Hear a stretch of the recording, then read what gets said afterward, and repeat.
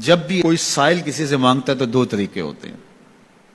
کچھ سائل ایسے ہوتے ہیں جو کوئی بات نہیں کرتے، سیدھا کے ہاتھ پھیلا دیتے ہیں. ایک تو سائل یہ ہے. اور سائل مانگنے والے جو بڑے اچھے طریقے سے مانگنے کا بھی فن جانتے ہیں تو ان کا طریقہ یہ نہیں ہوتا کہ کسی کے آگے جا کے بس ہاتھ پھیلا دے. پہلے وہ اس کی تعریفیں کرتے ہیں، پھر جو ہے وہ اس کی رحم دلی کا ذکر کرتے ہیں، پھر اس کے مال و اسباب جو اس کو دیے گئے ہیں ان کے قصیدے پڑھتے ہیں، پھر اپنی وفاداری کا اظہار کرتے ہیں، پھر جھولی پھیلاتے ہیں.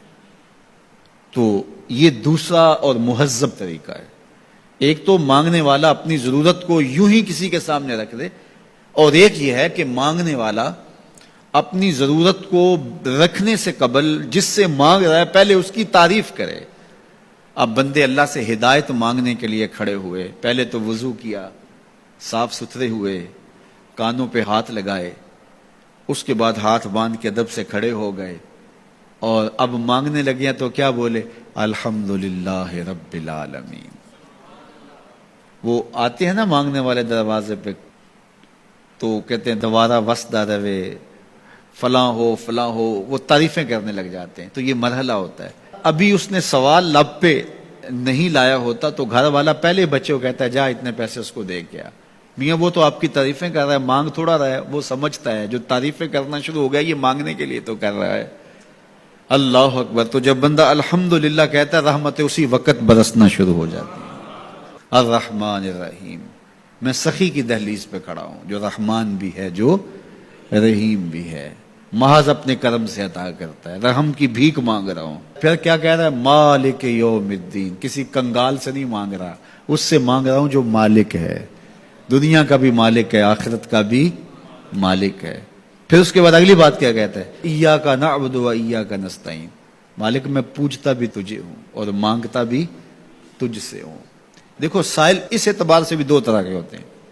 ایک سائل ہوتا ہے جو بائی پاس پہ اترتا ہے، ایک کے گھر کے سامنے جاتا ہے، یہی طریقہ صحیح مانگنے کا، لیکن جاتا ہے کہ گھر کے سامنے تعریفیں کرتا ہے، اور مالک خانہ کو پتا ہوتا ہے کہ یہ ہمسایہ سے بھی مانگ کے آیا ہے، میرے گھر سے بھی مانگ رہا ہے، اگلے گھر سے بھی مانگنا ہے. تو وہ اسے تھوڑا سا آٹا دے دیتا ہے، 1 روپیہ دے دیتا ہے. اس کو پتا ہے اس نے پورا گاؤں مانگنا ہے، آدھا گاؤں مانگ آیا ہے، آدھا گاؤں اس نے ابھی مانگنا ہے. تو سارے 1-1 روپے دیتے ہیں. ایک تو سائل وہ ہے جو در در پہ جاتا ہے، اور ایک سائل بائی پاس سے اترا، وہاں سے پل عبور کیا، پھر گلی سے گزرتے ہوئے یہاں آیا، اور یہاں آ کے آپ کے ساتھ اس نے کہا کہ میں کسی در پہ نہیں گیا، آپ کے پاس آیا ہوں، اب آپ نے میری ضرورت پوری کرنی ہے. تو پھر 8 آنے 5 روپے تو نہیں دیے جائیں گے. پھر تو جو میری استطاعت ہوگی، جو آپ کی استطاعت ہوگی، اس استطاعت کے مطابق دیں گے کہ یہ سارا شہر چھوڑ کے آیا ہے، یہ کسی سے نہیں مانگتا، یہ مجھ سے ہی مانگتا ہے. تو پھر آپ اس کی ضرورت پوری کریں گے. اگر آپ کے بس میں ہوا تو مانگنے والا کیا کہہ رہا ہے؟ ایاک نعبد. یہ پیشانی کہیں اور نہیں جھکتی، و ایاک نستعین. یہ جھولی کسی اور چوکھٹ پہ پھیلتی نہیں. وہ کریم، وہ مالک رب جو تمام جہانوں کا رب ہے، میں اس کی دہلیز پہ کھڑا ہوں اور آیا سیدھا اسی کی دہلیز پہ ہوں. نہ اس سے پہلے کسی در پہ گیا ہوں، نہ اس کے بعد کسی در پہ جانا ہے. تو پھر مالک بھی کرم نوازیاں اور رحمتیں اس کی جھولی میں ڈال دیتا ہے. اب اتنی لمبی تمہید باندھنے کے باوجود مانگا کیا؟ ذرا غور کیجئے. یہ وہ ہے جو ہم ہر روز ہر نماز کی ہر رکعت میں مانگتے ہیں، اور مانگنے کا طریقہ کتنا خوبصورت ہے. اور مانگنے والے یوں ہی مانگا کرتے ہیں. پہلے جس سے مانگنا اس کی تعریفیں کرتے ہیں. آپ نے مانگنے والوں کو دیکھا جو سلیقے سے مانگتے ہیں، تیرے بچے وسدے رہیں، تیری جد آباد رہے، تیرا خاندان آباد رہے. وہ مانگتے ہیں اس طرح، پہلے تعریفیں کرتے ہیں، پھر کہتے ہیں تیری فیکٹریاں چلتی رہیں، تیرے جو ہے تیری جائیداد بڑھتی رہے. تو وہ اس کے خزانوں کا ذکر کرتے ہیں، اور پھر کہتے ہیں کہ یہ فقیر نہ مانا تیری چوکھٹ پہ آیا ہے، اس کی ضرورتیں تو پوری کر دے. اب بندہ بھی اللہ کے حضور جب حاضر ہوتا ہے تو مانگنے کا سلیقہ کیا ہے؟ سب سے پہلے کہتا ہے الحمدللہ رب العالمین. میں کسی کنگال کی چوکھٹ پہ نہیں آیا، تمام جہانوں کے پالن ہار کی چوکھٹ پہ آیا ہوں. اسی کی تعریفیں، اختیاری بھی غیر اختیاری بھی، واسطے کے ساتھ بھی بلا واسطے کے ساتھ بھی. اسی کی خوبی ہیں، سارے اسی کے کمال ہیں، وصف سارے اسی کے ہیں. پھر اس کے بعد کہتا ہے الرحمن الرحیم، وہ رحمان بھی ہے وہ رحیم بھی ہے۔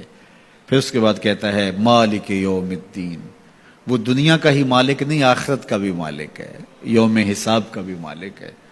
پھر اس کے بعد اپنی وفاداری جتلاتے ہوئے کہتا ہے ایاک نعبد و ایاک نستعین، مالک سارا جہاں بس رہا ہے، میں نے کسی سے نہیں مانگا، میں نے جھولی تیری چوکھٹ پہ پھیلائی ہے، میری پیشانی تیرے حضور جھکتی ہے، یہ پیشانی کسی اور کے حضور کبھی نہیں جھکی نہ جھکے گی۔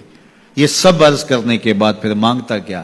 اہدنا الصراط المستقیم، مالک مجھے سیدھی راہ پہ چلا دے، میں تیرے حضور آیا ہوں، مجھے ہدایت کا نور عطا کر دے۔ انشاءاللہ یہ ہدایت کیا ہے اور ہدایت کی قسمیں کیا ہیں، اور پھر اس دعا کا جواب اللہ کی طرف سے کیا آتا ہے، اور بندے پہ کتنی کرم نوازیاں ہوتی ہیں، انشاءاللہ یہ مضمون کل ہوگا۔